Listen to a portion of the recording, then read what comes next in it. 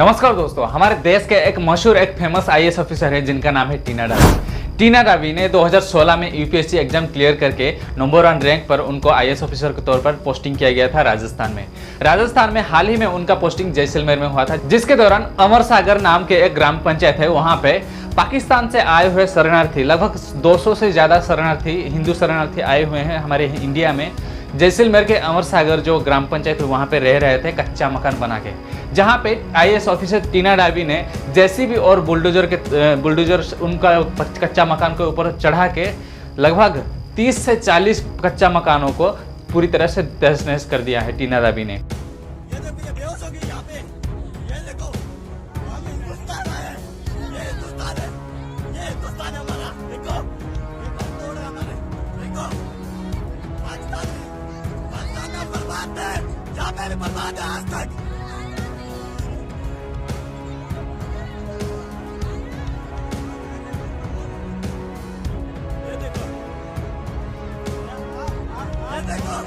जहाँ पे ये जो पाकिस्तान से आए हुए जो शरणार्थी हैं, हिंदू लोग हैं, उन्होंने जाके एडमिनिस्ट्रेशन ऑफिसर के ऑफिस के सामने बहुत ज़्यादा प्रोटेस्ट कर रहे हैं। प्रोटेस्ट करने के दौरान उनका मांग ये है कि अगर हमारा घर आपने तोड़ दिया, आप एक आईएएस ऑफिसर है भारत का, तो अगर तोड़ दिया तो हमें कहीं पे जगह दीजिए, वरना हमें हमारा जो मकान है वो मकान हमें बना के दीजिए।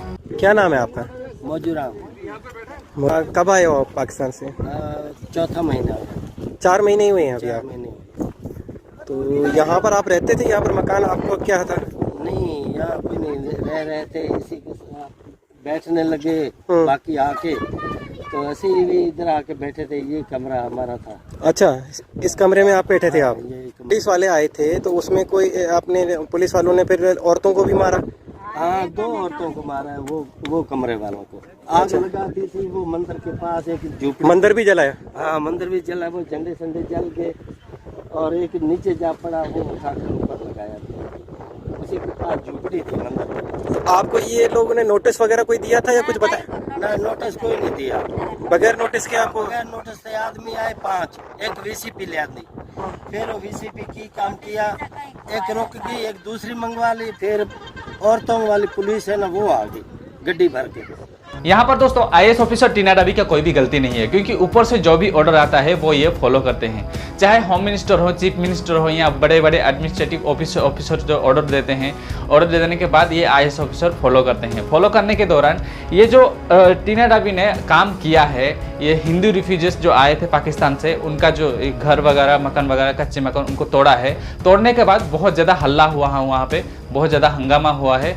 लगभग 40 से ज़्यादा कच्चे मकानों को तोड़ दिए हैं ये जेसीबी और बुलडोजर लाके, जिसके दौरान वहाँ पे पुलिस भी मौजूद थे। पुलिस के साथ झड़प हुआ। झड़प होने के बाद झगड़ा हो गया पुलिस वालों के साथ। 2 महिलाओं को पुलिस वालों के द्वारा पीट के वहाँ पे बेहोश कर दिया गया, जिसके दौरान वहाँ पे कहा जा रहा था कि यूआईटी यानी कि अर्बन इम्प्रूवमेंट एरिया था, वो बहुत कीमती एरिया था, करोड़ों का एरिया था, वो जो जमीन था करोड़ों का जमीन था, जिसके दौरान ये जो पाकिस्तान से आए हुए थे, जो रिफ्यूजीज आए हुए थे, हिंदी रिफ्यूजीज, उनको एक पर्टिकुलर जगह देना चाहिए था। और आईएएस टीना डावी ने कहे हैं कि जो भी मतलब जिनका भी सिटीजनशिप मिला है, जिनको वो उनको अच्छी जगह देख के उनको उनका घर बसाने के लिए जगह दिया जाएगा, अच्छा जगह। आईएएस ऑफिसर टीना डावी ने कहे हैं कि जो भी पाकिस्तान से आए हुए थे रिफ्यूजीज और जिनका हमारे देश में नागरिकता मिल गया है, जो रिफ्यूजीज है, हिंदी रिफ्यूजीज हमारे देश के नागरिकता मिल गया है, उनके लिए अलग जगह दिया जाएगा, अच्छा जगह देख के दिया जाएगा, क्योंकि ये जो जगह है ना, ये यूआईटी का है, जिसकी वजह से। और जिनको नागरिकता नहीं मिला है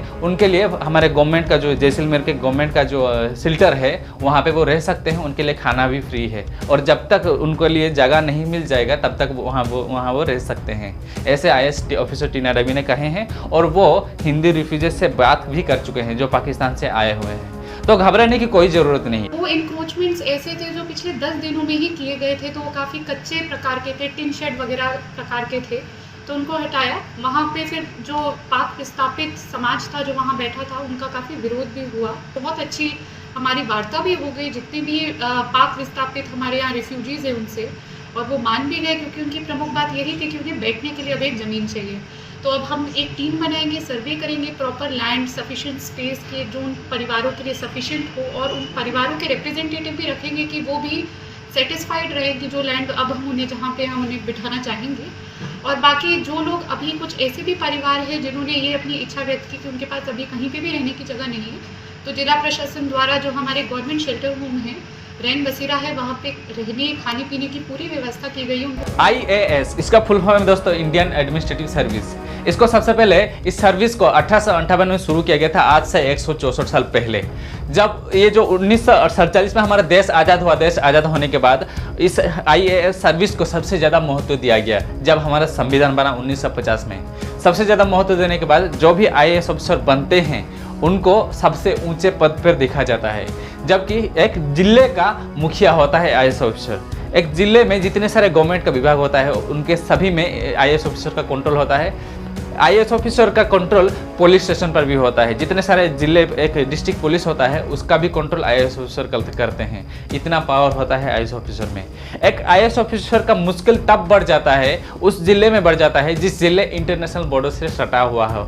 अभी जैसे कि पाकिस्तान से हमारे हिंदू रिफ्यूजीज आए हुए थे और उनका जो घर मकान वगैरह कच्चा मकान तोड़ा गया था IAS ऑफिसर टीना डबी के द्वारा। एक IAS ऑफिसर को उन राज्यों के जिलों में काम करना मुश्किल हो जाता है जिन राज्य के साथ इंटरनेशनल बॉर्डर शेयर होता है, जैसे कि अलग देश से सटा हुआ हो जो राज्य, जैसे कि जम्मू कश्मीर और गुजरात और राजस्थान ये पाकिस्तान से सटा हुआ है, और तमिलनाडु जो है श्रीलंका से सटा हुआ है, और उड़ीसा और वेस्ट बंगाल देख लीजिए वो बांग्लादेश से सटा हुआ है। उड़ीसा थोड़ा थोड़ा सटा हुआ है, लेकिन जो वेस्ट बंगाल है पूरी तरह से सटा हुआ है बांग्लादेश के साथ, और हमारे मणिपुर मिजोरम वो म्यांमार से सटा हुआ है, और उस तरफ सिक्किम असम वो सटा हुआ है हमारे भूटान के साथ, और हमारा बिहार और उत्तर प्रदेश वो सटा हुआ है नेपाल के साथ। जैसे कि वहाँ से चाइना का जो आर्मी आके जबरदस्ती करते हैं, वैसे ही IAS ऑफिसर को उन जिलों में काम करना मुश्किल हो जाता है जिन जिलों के साथ इंटरनेशनल बॉर्डर शेयर होता है। रिफ्यूजीज की हिस्ट्री अगर देखा जाए तो दोस्तों पिछले 20 सालों का, तो पाकिस्तान से 1 करोड़ से ज्यादा रिफ्यूजीज आए हैं हमारे भारत को, बांग्लादेश से 1 करोड़ से ज्यादा रिफ्यूजीज आए हैं हमारे भारत को,